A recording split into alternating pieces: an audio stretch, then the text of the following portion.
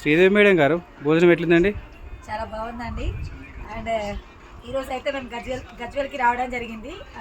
ఇక్కడ లోకల్లో ఉన్న నరేందర్ అన్న పిలుపు మేరకు.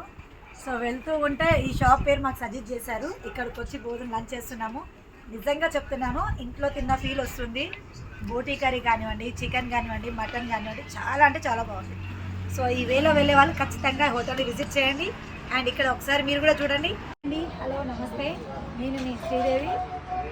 ఈరోజు అయితే మహావీర్ రెస్టారెంట్కి నేను రావడం జరిగింది. నిజంగా చెప్తున్నా, అసలు ఇక్కడ ఫుడ్ అయితే అమేజింగ్ అండి. ఇంట్లో ఏ విధంగా అయితే ప్రిపేర్ చేసుకుంటామో సేమ్ అలాగే ఉంది. కోటి విద్యలు చేసేది కూటి కోసమే అని అంటారు కదా, అది నాకు ఈరోజు నిజంగా ఈ ఫుడ్ తిన్నాక నాకు ఆ ఫీల్ అయితే కలిగింది. ఈ ధాబా వచ్చేసి మనము గజ్వేల్ వెళ్ళే వేలో ఉంది, మెయిన్ రోడ్కే ఉంది. మహావీర్ ధాబా అని చెప్పేసి వెనకాల మీకు బ్యాక్గ్రౌండ్ కూడా కనిపిస్తుంది.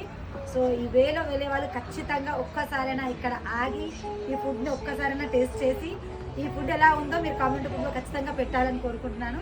So thank you, bye.